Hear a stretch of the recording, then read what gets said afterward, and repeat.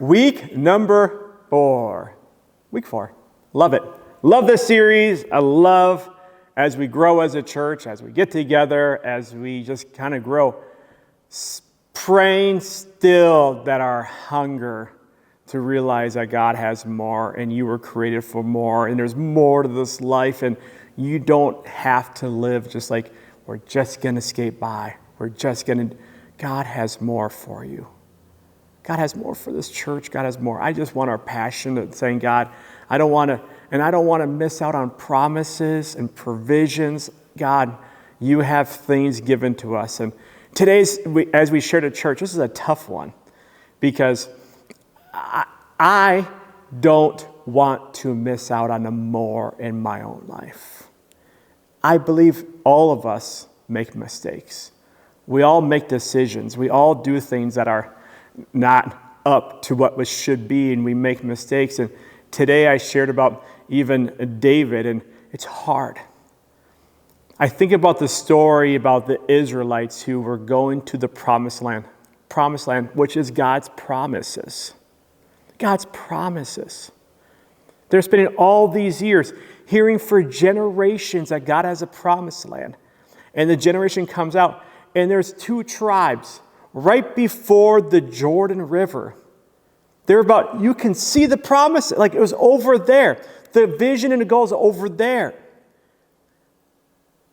And as they get closer, it probably gets greener and healthier every step they go that way. Every step away from slavery is a step towards promises.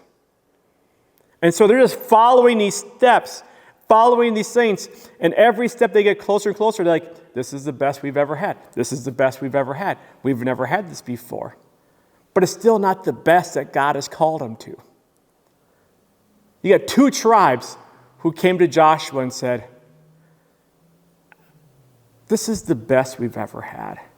So we're going to settle right here. Our farm animals like it. Our family likes it. Is it okay if we just stay here and you guys can cross? Did you know there's 2 tribes that didn't cross? It's good enough. But the sad truth is they could have had more.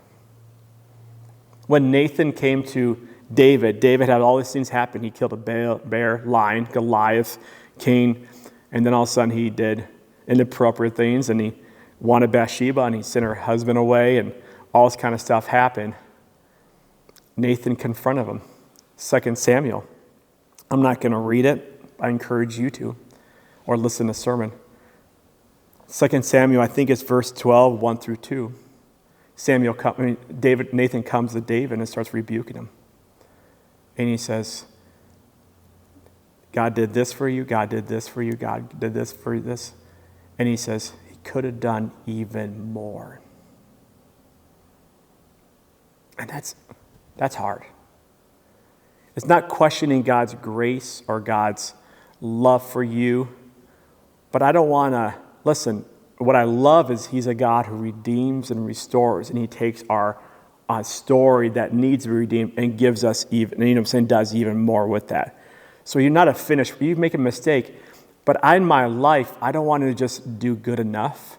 And I don't want to just barely make it or just saying, I'm going to settle right here.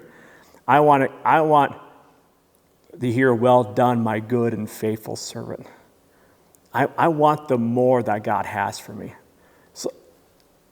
So the heartbeat I'm just saying with this whole series is saying, God, I surrender to you. I don't want to be entangled by sin, by greed, by lust, by these things. I want to pursue the best that you have for me. I don't want to be just good enough. I want to be everything that you call me to be. God, the more that you have for us. So what does that mean for you? What does that mean? What do you think is God saying, time to let this go, time to release this? What if we settled on that God says, now we got to step into this, to leave this and go this direction? You can discuss in your groups.